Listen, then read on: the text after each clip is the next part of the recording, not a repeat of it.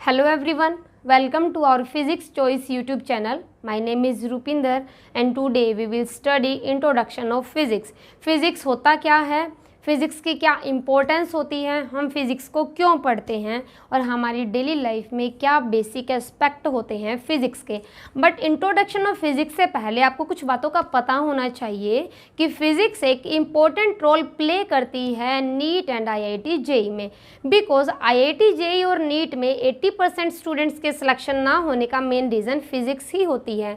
And I think chemistry और biology easy होती हैं but math little bit hard होता है और फिज़िक्स कंपलसरी होगा अगर आपको IIT JEE एंड नीट को क्रैक करना है। सो अपने फिज़िक्स में बेसिक कंसेप्ट्स को क्लियर और स्ट्रॉन्ग करके चलें। एंड आई एम श्योर कि हमारे यूट्यूब चैनल फिज़िक्स चॉइस के थ्रू हम आपको बेटर वीडियो लेक्चर्स प्रोवाइड करेंगे ताकि आप फिज़िक्स में अपने बेसिक कंसेप्ट्स को इम्प्रूव कर सकें और अपने डॉक्टर और इंजीनियर बनने के सपने को पूरा कर सकें। तो आइए स्टार्ट करते हैं हमारा आज का topic. So our topic is introduction of physics. तो स्टार्टिंग करते हैं हम साइंस से। साइंस होती क्या है? साइंस वर्ड लैटिन से आया है, लैटिन वर्ड साइंटिया से आया है और इसका मतलब होता है टू नो। साइंस का मतलब होता है टू नो। हम ऑब्जर्वेशंस करते हैं और एक्सपेरिमेंट्स करते हैं। उन ऑब्जर्वेशन और एक्सपेरिमेंट्स को अगर हम एक ऑर्डर में, एक सिस्टमेटिक वे में अरेंज करते हैं, उससे जो नॉलेज मिलती है उसी को हम साइंस बोलते हैं। साइंस मेनली दो ब्रांचेस में मानते हैं हम। एक होती है फिजिकल साइंस और दूसरी होती है biological science.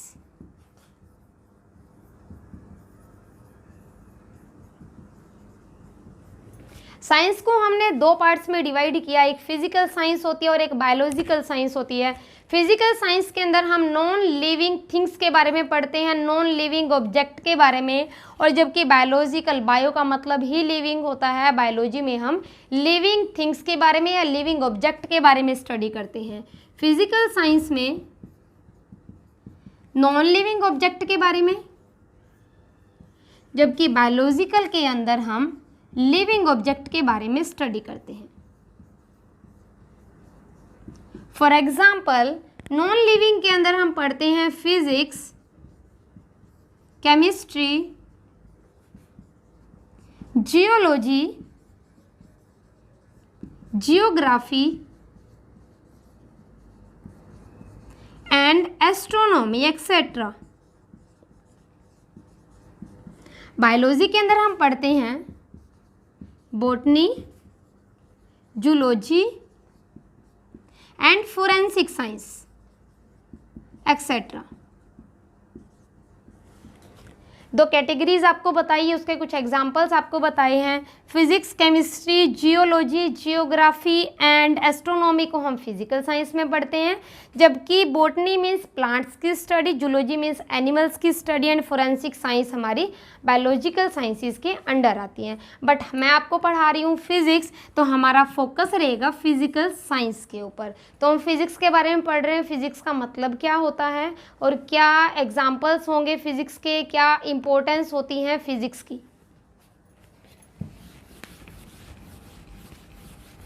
Physics is a branch of science.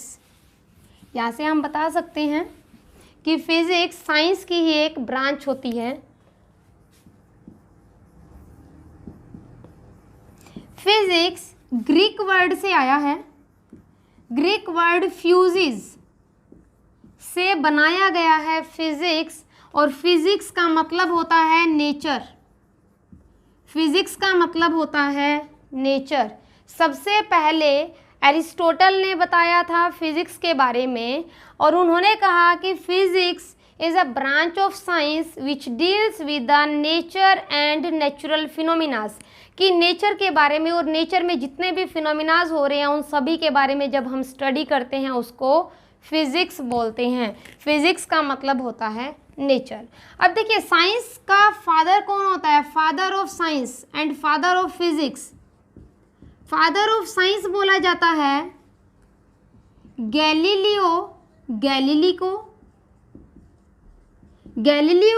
को बोला जाता है फादर ऑफ साइंस। तो फादर ऑफ फिजिक्स किसको बोला जाता है? किसी भी एक साइंटिस्ट को फादर ऑफ फिजिक्स नहीं बोला गया है। Albert Einstein, Isaac Newton and Galileo Galilei are the father of physics. 3-4 scientist हैं, उनको क्रेडिट दिया गया था फिजिक्स के लिए, किसी एक पर्टिकुलर का नाम हम नहीं लेते। तो फिजिक्स का मतलब आपको बताया, नेचर और नेचुरल फिनोमिना से जुड़ी चीज़ों के बारे में जब हम पढ़ते हैं उसको फिजिक्स बोल रहे हैं। एग्जाम्पल बता रहे हैं, क्या क्या एग्जाम्पल हो सकते हैं फिजिक्स के। देखिए, दिन और रात कैसे बन रहे हैं, मौसम कैसे बदल रहा है, बादल हमें वाइट कलर के ही क्यों दिखाई दे रहे हैं, आसमान हमें नीले कलर का ही क्यों दिखाई देता है, रेनबो कैसे बनता है। रेनबो का मतलब एक कलरफुल स्पेक्ट्रा हमें आसमान में दिखाई दे रहा है, उसका रीज़न क्या है, वो क्यों बन रहा है। स्टार्स की फॉर्मेशन कैसे होती है, ट्विंकलिंग ऑफ स्टार्स कैसे होगी। एक चाय का कप अगर आप रूम में रखते हो तो अपने आप से ठंडा हो जाता है, जबकि ठंडी चाय अपने आप से गर्म नहीं हो सकती। ये सभी हम फिजिक्स में पढ़ रहे हैं। अगर हम सीढ़ियों में ऊपर की तरफ चढ़ते हैं तो हमारा ज़्यादा फोर्स लगता है, जबकि नीचे उतरते हैं तो हमारा कम फोर्स लगता है। एक बैलून को अगर आप छोड़ते हो तो बैलून ऊपर की तरफ ही क्यों जा रहा है, बैलून नीचे क्यों नहीं आ रहा है। अगर किसी बॉल को थ्रो करते हैं तो बॉल नीचे क्यों आ रही है, बॉल ऊपर क्यों नहीं जा रही है।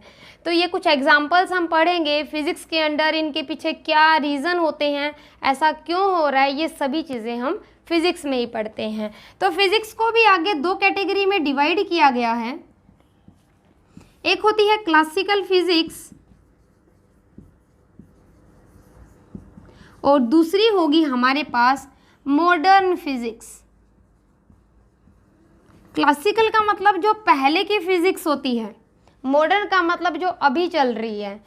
1900 से पहले जितनी भी डिस्कवरीज हुई वो सभी क्लासिकल फिजिक्स के अंडर आती हैं, और 1900 के बाद जितनी भी डिस्कवरीज हुई है उन सभी को हम मॉडर्न फिजिक्स में काउंट करते हैं।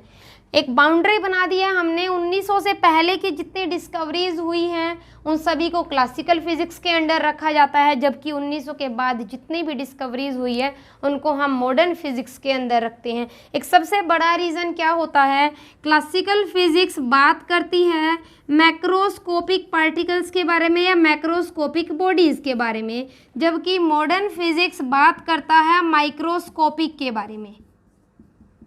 मैक्रो का मतलब होता है लार्ज, मैक्रो का मतलब होता है लार्ज, और माइक्रो का मतलब होता है स्मॉल।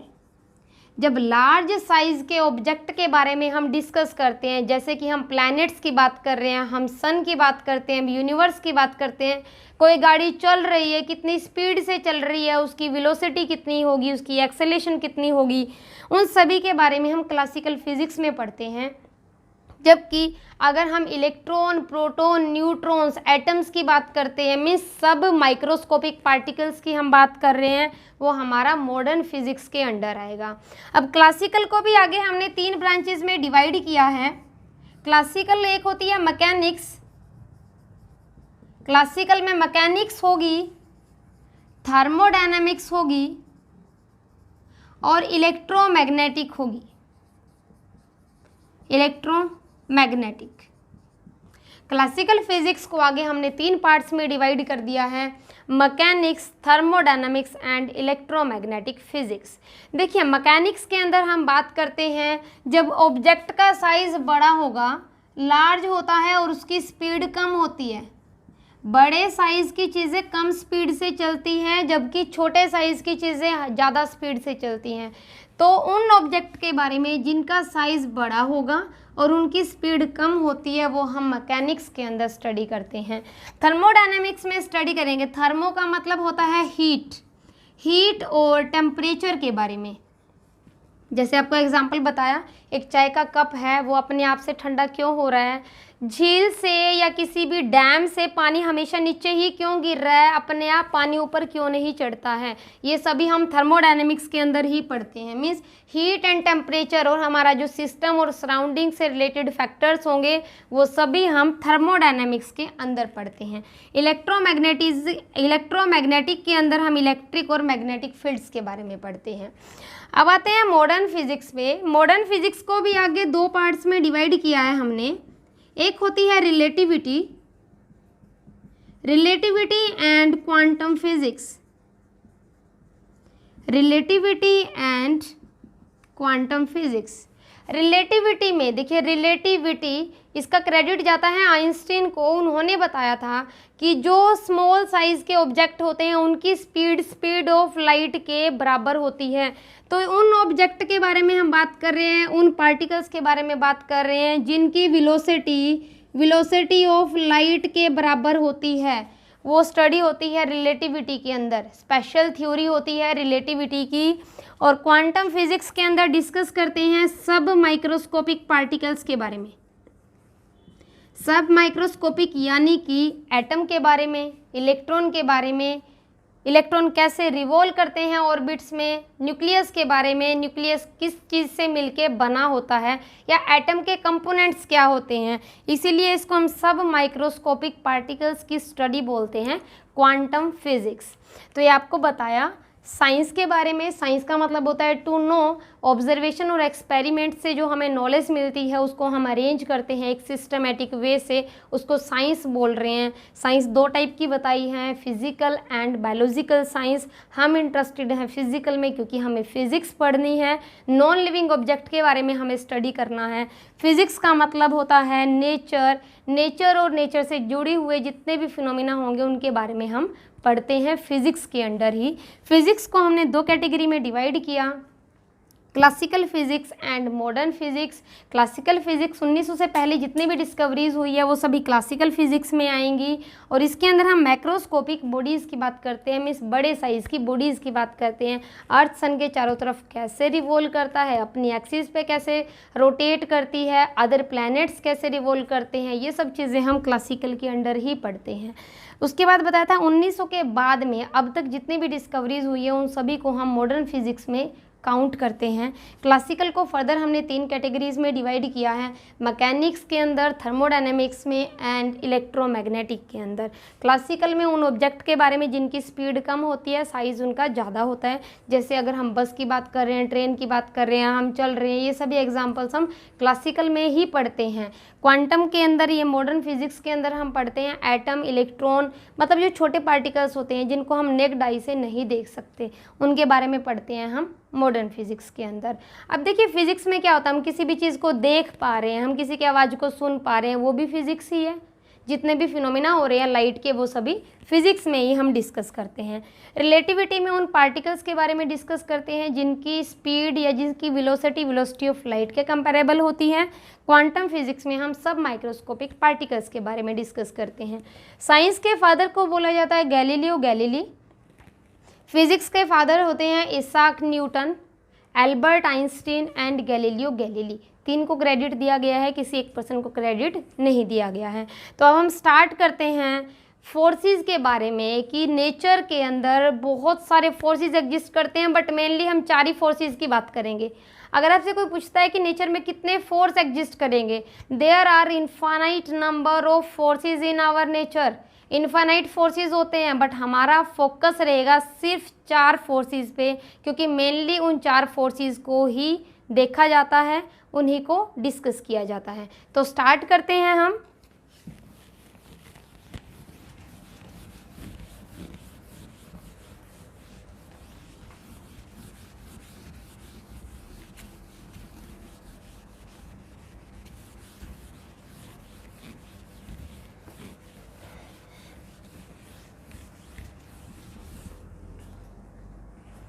कुछ नेचुरल फोर्सेस के बारे में हम बात कर रहे हैं। फोर्सेस की हम बात कर रहे हैं। फोर्स हमारे पास होते हैं मेनली 4 टाइप के। Gravitational forces,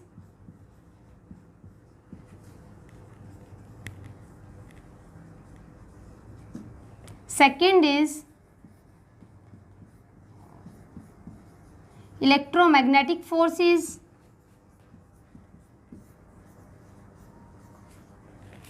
third is nuclear forces and weak forces.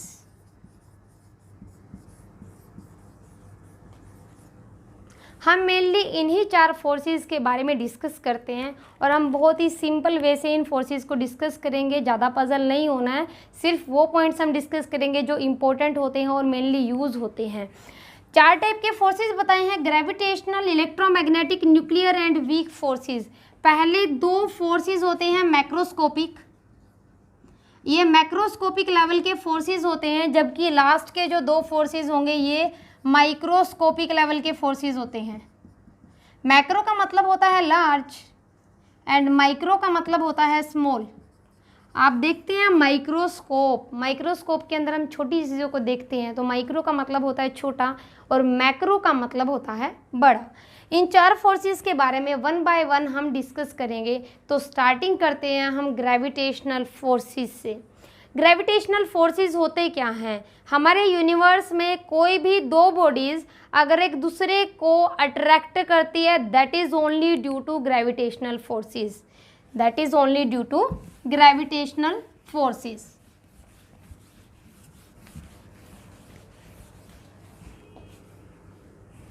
तो फर्स्ट फोर्स है हमारा gravitational force.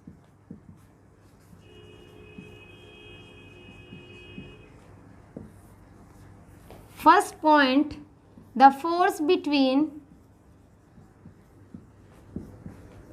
2 bodies, any 2 bodies present in our universe,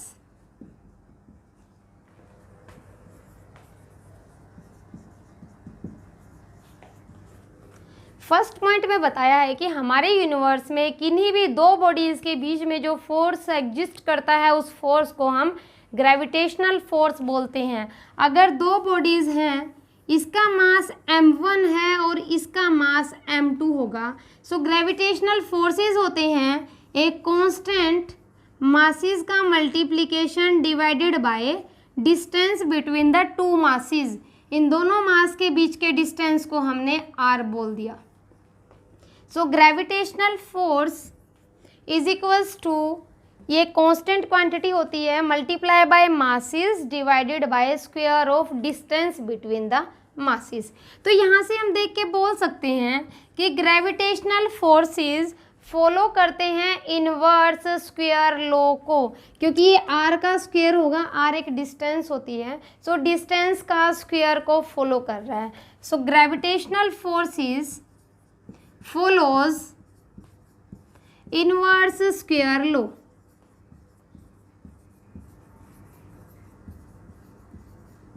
third point, gravitational forces are always, ये हमेशा अट्रैक्टिव होते हैं नेचर में।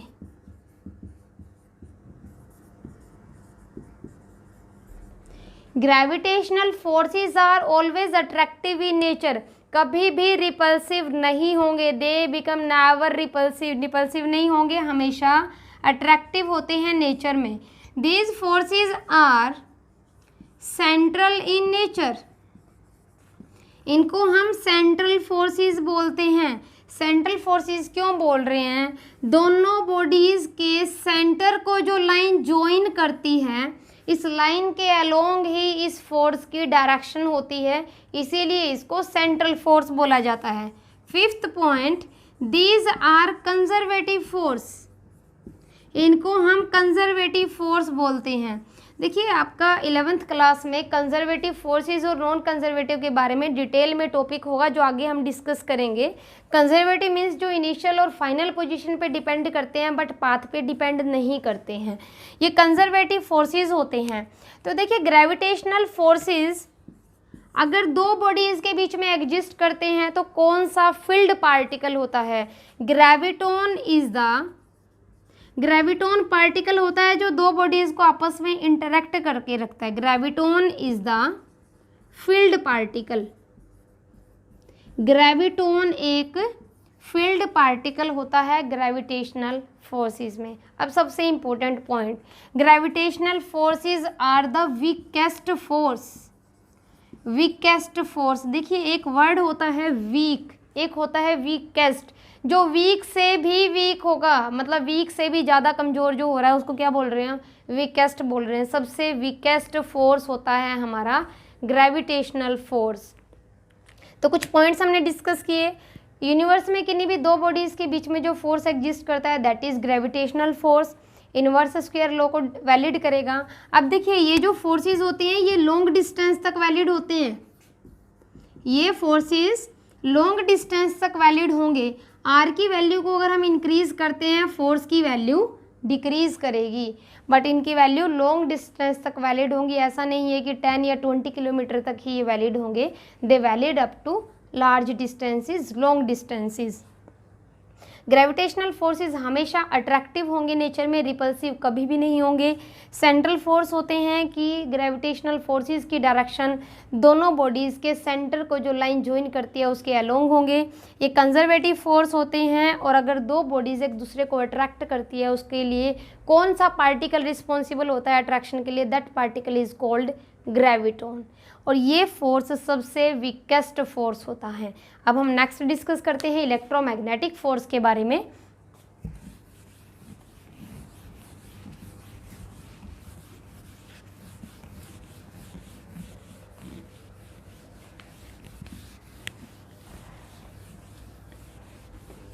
हमारा नेक्स्ट फोर्स है इलेक्ट्रोमैग्नेटिक फोर्स।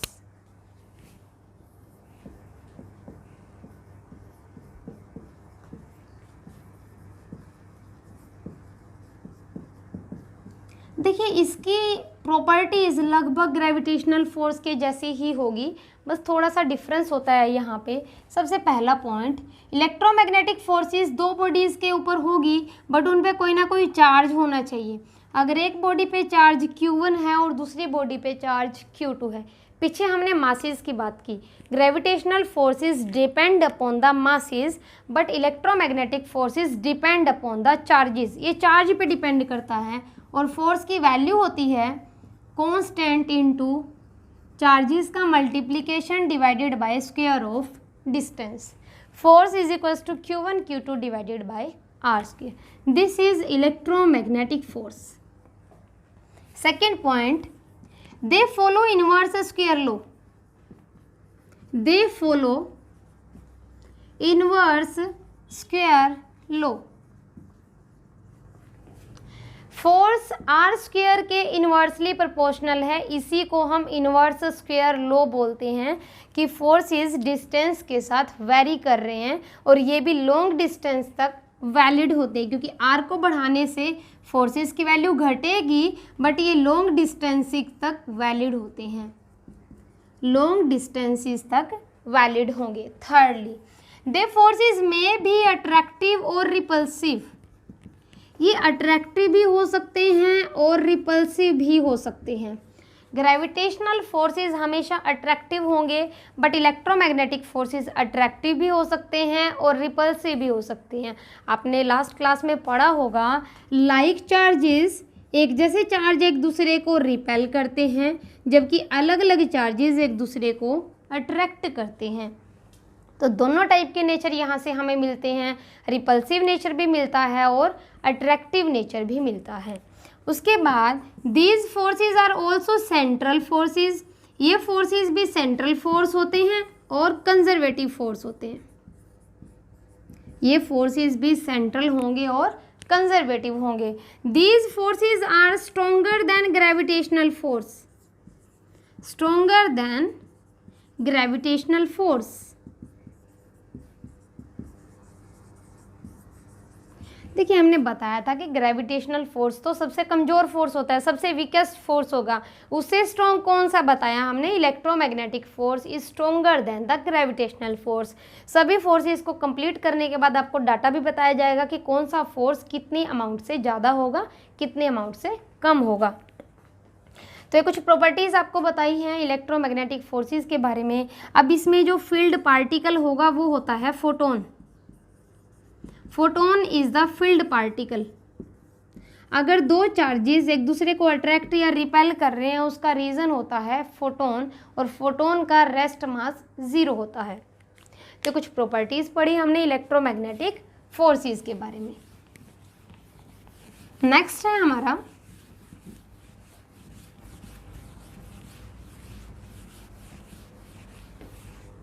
दो फोर्सेस के बारे में हम डिस्कस कर चुके हैं, gravitational force and electromagnetic forces के बारे में। अब हम डिस्कस करेंगे हमारी third force, that is nuclear force.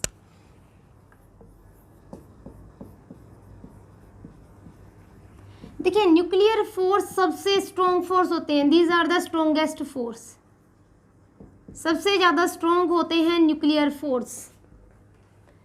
सबसे पहला point, these forces are independent on charge. ये फोर्स चार्ज पे डिपेंड नहीं करते, इंडिपेंडेंट ऑफ चार्ज, और found in nucleus. Found in nucleus. Nuclear forces nucleus के अंदर मिलते हैं। न्यूक्लियस प्रोटॉन्स और न्यूट्रॉन्स से मिलके बनता है, तो इन प्रोटॉन्स और न्यूट्रॉन्स को बांध के रखने का जो काम है वो न्यूक्लियर फोर्स करता है। तो इनकी रेंज भी न्यूक्लियर रेंज के ही इक्वल होती है। थर्ड पॉइंट, न्यूक्लियर फोर्सेस को हम जनरली अट्रैक्टिव बोलते हैं नेचर में। हम इनको जनरली अट्रैक्टिव बोलते हैं, बट दे कैन भी रिपल्सिव, ये रिपल्सिव भी हो सकते हैं अगर डिस्टेंसेस 0.8 फर्मी से कम हो जाए।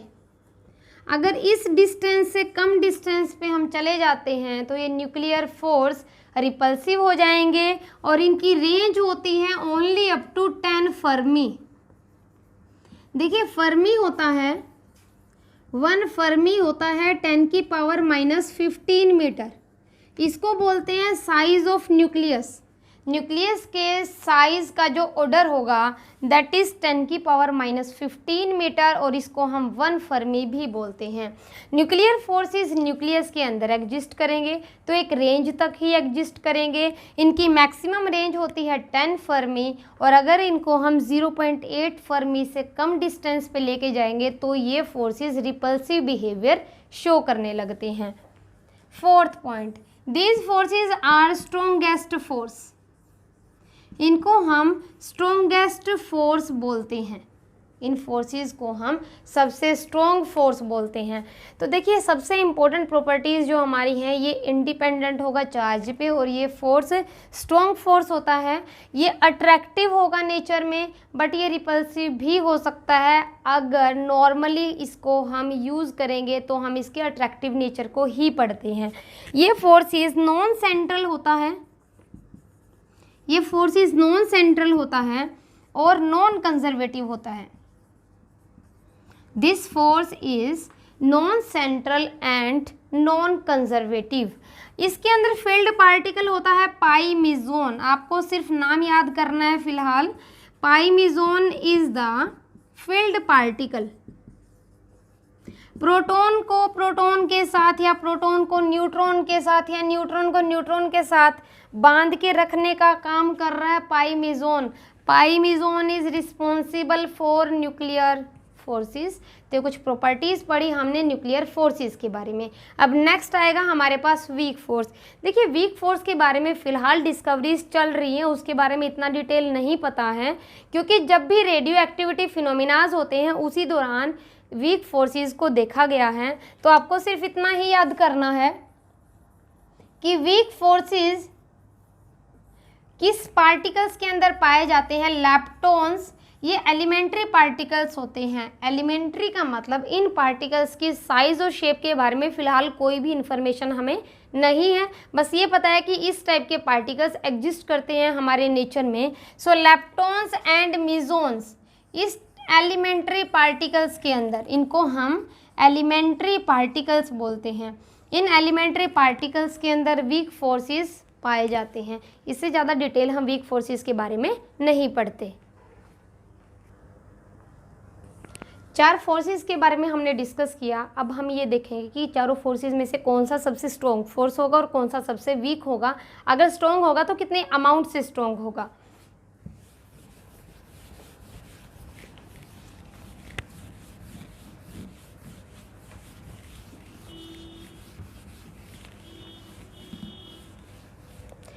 देखिए 4 टाइप के फोर्सेस पढ़े हैं हमने। सबसे स्ट्रॉन्ग फोर्स होता है न्यूक्लियर फोर्स। न्यूक्लियर फोर्स सबसे ज़्यादा स्ट्रॉन्ग होगा। उसके बाद होता है इलेक्ट्रोमैग्नेटिक फोर्स, इलेक्ट्रोमैग्नेटिक फोर्स। इसके बाद आता है हमारे पास वीक फोर्स, और सबसे वीकेस्ट जो होता है दैट इज़ ग्रेविटेशनल फोर्स। इसीलिए देखिए वर्ड्स में डिफरेंस होता है, एक होता है वीक, एक होता है वीकेस्ट। हालांकि इसका नाम वीक है बट ये वीक नहीं है, इसका नाम वीक फोर्स होगा बट ये वीक नहीं होगा। इससे भी ज़्यादा वीकेस्ट फोर्स हमारे पास प्रेजेंट है, दैट इज़ ग्रेविटेशनल फोर्स। ये इसकी स्ट्रेंथ थी, सबसे ज़्यादा स्ट्रेंथ होती है न्यूक्लियर फोर्स की, उसके बाद कम हो जाएगी इलेक्ट्रोमैग्नेटिक की, उससे कम वीक फोर्स होगी, और सबसे वीकेस्ट फोर्स होते हैं ग्रेविटेशनल फोर्स। अगर हम ग्रेविटेशनल फोर्स को 1 मान लें तो न्यूक्लियर फोर्सेस कितनी अमाउंट से स्ट्रोंगर होंगे? न्यूक्लियर फोर्सेस आर 10 की power 38 times stronger than the gravitational forces. Nuclear forces are 10 की power 38 times stronger than the gravitational forces. Electromagnetic forces 10 की पावर 36 टाइम्स स्ट्रॉन्ग होते हैं ग्रेविटेशनल फोर्सेस से। Electromagnetic forces are 10 की power 36 times stronger than the gravitational forces. देखिए हमने 3 forces में comparison पढ़ा। अगर हमसे इन 2 का पूछा जाए कि 2 में से स्ट्रोंगर कौन सा है, न्यूक्लियस, कितने अमाउंट से? 100 टाइम्स। यहाँ पे 36 होगा, यहाँ पे 38 है, मतलब 2 पावर आएगी 100 टाइम्स स्ट्रोंगर होता है न्यूक्लियर फोर्स इलेक्ट्रोमैग्नेटिक फोर्स से। हम 4 की डाटा आपको बताएंगे, हम किन्हीं भी 2 या 3 के बीच में कंपैरिजन निकाल सकते हैं। वीक फोर्सेस 10 की पावर 25 टाइम्स स्ट्रोंगर होते हैं ग्रेविटेशनल फोर्सेस से। ये हमारे पास डाटा होता है। वीक फोर्सेस 10 की पावर 25 टाइम्स स्ट्रोंगर होते हैं ग्रेविटेशनल फोर्सेस से। तो यहाँ से हमें पता चल रहा है ग्रेविटेशनल सबसे वीकेस्ट फोर्सेस होते हैं, जबकि न्यूक्लियर फोर्सेस सबसे स्ट्रॉन्ग होते हैं। अगर हम ये पूछें कि न्यूक्लियर फोर्स वीक फोर्सेस से कितने टाइम्स ज़्यादा होंगे, तो यहाँ पे 25 है, यहाँ पे 38 होगा, डिफरेंस होता है। न्यूक्लियर फोर्सेस आर 10 की power 13 times stronger than the weak forces. अगर इन 2 के कंपैरिजन पूछा जाए तो भी हम बता सकते हैं। तो आपको सिर्फ यही डाटा याद करना है, क्योंकि ये डाटा इम्पोर्टेंट है, यही डाटा आपको याद रखना है। तो आज के लेक्चर में हमने डिस्कस किया कुछ इंट्रोडक्शन ऑफ फिज़िक्स के बारे में। उसके बाद आपको बताया गया कि फोर्सेस क्या होते हैं नेचर में। वैसे तो इन्फिनाइट टाइप के फोर्सेस होंगे, बट हम सिर्फ 4 फोर्सेस पे ही फोकस करते हैं, सिर्फ 4 फोर्सेस को ही डिस्कस करते हैं। उन चारों की प्रॉपर्टीज़ बताई, कौन सा स्ट्रॉन्ग होगा, कौन सा फोर्स वीक होगा, उसका डाटा आपको बताया गया। अगर आपको मेरी वीडियो पसंद आए तो please like, share and subscribe करें।